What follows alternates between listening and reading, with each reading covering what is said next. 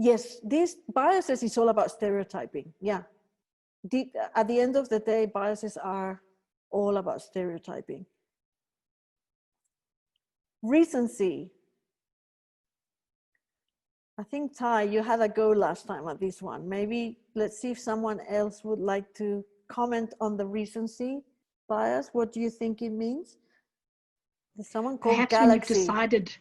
Oh, Perhaps okay. when Jennifer. Shame, I'm trying to let other people have a chance. But no, I think in this case, what I see is that you've either decided that something's good or bad, and yeah, you put it into that category. So either it is good or it's bad in your opinion, and based on that, you'll then decide on things. Yeah, yeah. I think that one. The next one is more about that general perception of good and bad. This one is a little bit like that, but it's more related to what Kathy has said, that you're only as good as your last performance. Yeah, recency example, COVID association to mask wearing young man, judge people based on recent experience and coming to a conclusion. So yeah, it is basically the last experience with someone or a group of people kind of clouds your judgment. So you're always reacting to an individual based on the most recent interaction with you, being good or bad. So you could have someone in your team who is absolutely fantastic, really strong performer, but unfortunately one day they screw up with something, they make a mistake, and then suddenly your perception of that person just changes, and then you're unable to move on from that negative perception. You just look at that individual very differently, and no matter what they do, you kind of have that negative association with that individual. Or it could be a good change as well. So you could have someone who is a terrible team player, they don't perform, but suddenly one day they come with a fantastic idea, they do something great, and then they're great no matter what. Yeah. So it's kind of your judgment gets clouded by the most recent interaction with a particular group of people or individual. And the next one is a little bit more similar to what Jennifer, you just shared just now. Anyone, I mean, it's kind of explained there, but anyone would like to say something about this one? You're only as good as your latest quarter. That's right. Exactly. So this one, I mean, it's a more general perception. It's just the Horns effect is that your negative assumptions about a person or in a group of people will cloud your overall judgment. And the halo effect is the opposite. So we see this a lot with, let's say, politicians, for example. If you, let's say you are a Trump supporter, no matter what he says, or the lies that he might say, or the change of rhetoric that he might have, if you're a hardcore Trump supporter, you will have a halo effect around Trump. And this happens a lot with politicians, that even if they do U-turns, or they lie, or they have a dramatic change of policy, the hardcore supporters of that political party or that political leader, they will still think they're great. And the other way around, you know, if you don't subscribe to a political party, but suddenly, even if the policies, you agree with them, you still can't see the good in those, because it's like, no. It happens with football teams, right? You're a hardcore Barcelona supporter. I mean, it doesn't matter if Messi doesn't file his tax or his money laundering or whatever, I will be a Barcelona supporter until the end. That's the halo effect. And that again happens a lot in work situations. And the danger is when people in positions of authority act on those biases with people in their teams. So, okay, we're gonna move to the next session, but just to wrap up this section about types of biases.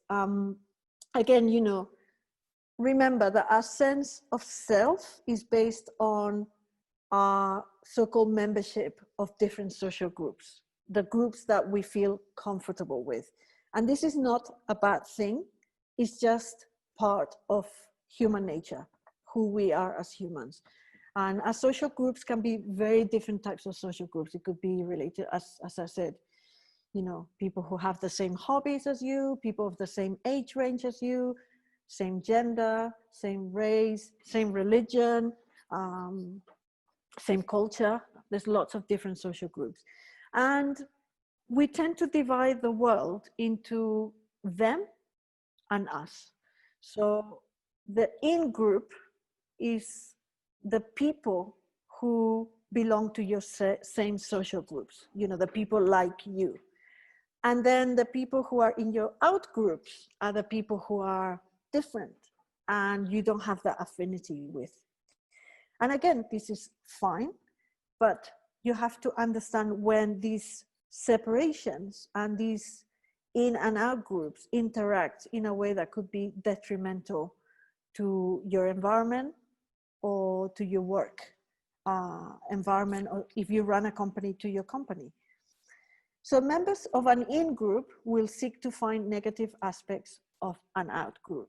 And we talked about this when we just talked about the different types of biases, that sometimes, I mean, someone said, right, we tend to attribute, we see ourselves in a particular way. And even if the data outside is telling us something different about ourselves, we tend to ignore that data because we already put those labels on ourselves. Yeah. So very quickly, before we move to the next session, just to touch base once again, do the things we've talked about resonate with you guys? I mean, does it look like something that is familiar to you? Do you recognize some of those biases in yourself or in others? Have you experienced some of those? And do you think there are in and out groups within your workplace generally? Yes.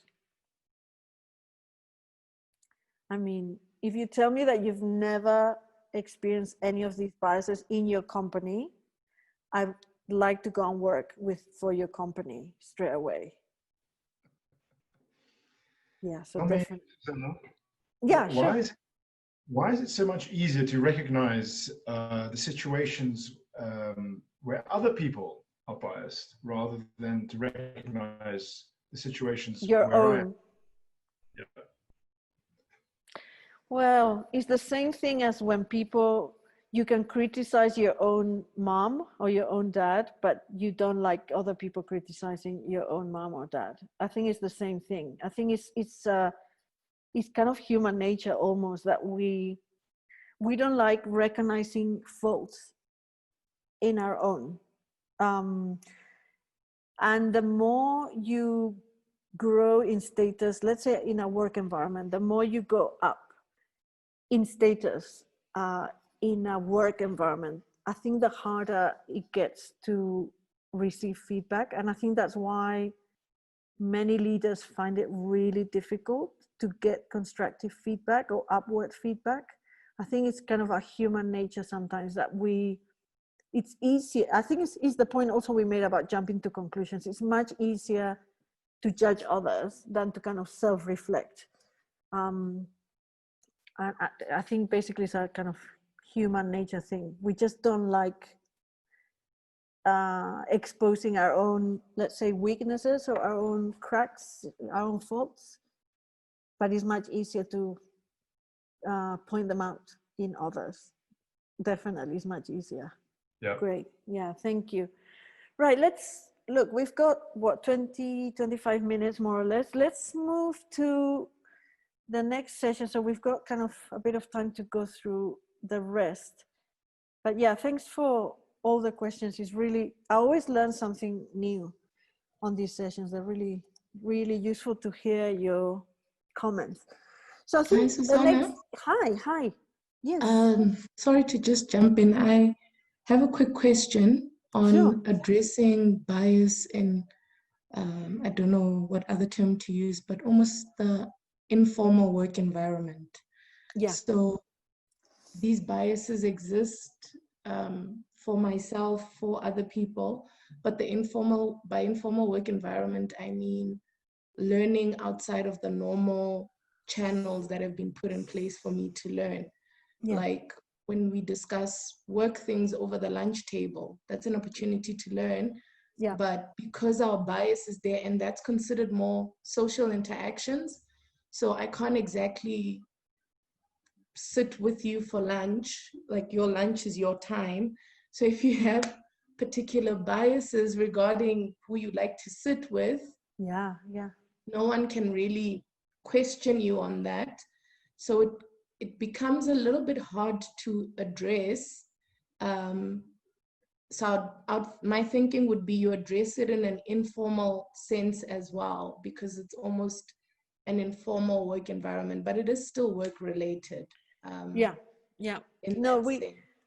No, thanks for that. I mean, we will talk a little bit later about how to address unconscious bias, and you can apply the points I will mention later to both formal and informal situations. So, the question is what you can do as an individual to address some of your own biases, but also kind of try to call out some of the biases that you may see around you in your immediate circle, especially with people that you are comfortable with. And one of the big recommendations around that is just to call people out, especially people that you are comfortable with, because sometimes people don't recognize that those biases are playing out because they don't have that awareness, but you may be able to pick them up on others and call them out. But we'll talk about managing bias in a little bit, if that's okay. That's fine. Thanks. Thank you. So yeah, we'll get in there very soon. So I mean, the next section is very, very quickly about unconscious bias and diversity and inclusion more generally. And my question to you is, why do you think that attending a session like this or understanding unconscious bias is important in the context of your work? Why do you think it's important for you as individuals, but also for your organizations where you work, to understand unconscious bias? It can help you be more aware of things, yes. It creates awareness, absolutely. Helps us be more inclusive, yes. Any other comments? Well, you think because you could be pushing people out or making it difficult for them to speak up. It creates a culture of inclusion. It will make us a team if we understand each other. It's more ethical. Yes, it's all right. I mean, in the next slide, what I've done is tell you a little bit about why, for example, it's important within my organization, why understanding unconscious bias and doing sessions like this is important within the context of my company, my organization. We are a cultural relations organization, so we're in the business of connecting people through education, through the arts and culture. So of course, for us in that context, it's really, really important to understand, because how can we connect people, and how can we claim that we are an organization that connects people all around the world if we are totally unable to understand our own biases individually and corporately, and how these biases might impact on what we do? But also it's very important in terms of understanding where stereotypes and prejudices may occur within different environments in our work. And I think this could apply to any company. So some of the things you've said on the chat relate to this. It also helps us reflect on the impact that our judgments and decisions have on those around us, and how to try to manage and mitigate these. And also it's part of our British Council's Equality, Diversity and Inclusion, EDI, that's what we mean, Equality, Diversity and Inclusion values and agenda. We've got a very clear diversity and inclusion agenda and strategy in the organization, and of course, understanding unconscious bias is part of that agenda. So all the things you said relate to this. You know, it's important to create awareness. It helps companies to make better decisions and fairer decisions. It helps create more inclusive and diverse environments in the workplace. It helps bring different perspectives to the table and therefore drives innovation as well when you have different views and perspectives.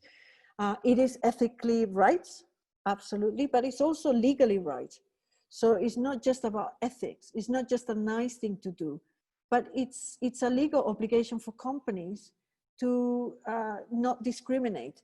So in this slide, for example, I show you what our British Council approach to diversity and inclusion is.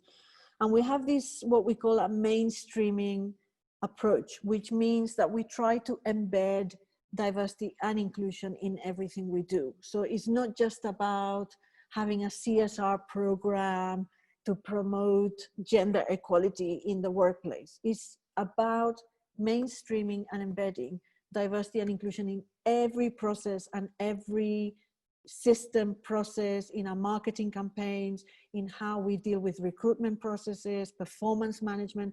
Every single system and process in the British Council has to have a diversity and inclusion lens. And again, someone said about the ethically right. If you look at the middle of the slide where you have at the very heart, we're trying to build this inclusive organizational culture. And if you look at the points of the triangle, number one, there is a moral obligation. So yes, it is ethically right to do it. Secondly, it's a legal obligation, because in many environments, if you discriminate against someone, let's say at recruitment level, because of the, let's say the gender or the race or the age, you could be sued for that. So there is a legal obligation to bring inclusion and diversity into play. But thirdly, and very importantly, it's from a business perspective, it's the right thing to do. Again, I said there's lots of data out there about how companies who embrace diversity actually perform better, because that diversity brings new ideas, brings innovation, it enables you to understand your customer bases better, and so on and so forth. So it's not just a nice thing to do, but it's also legally right, and it makes sense from a business perspective.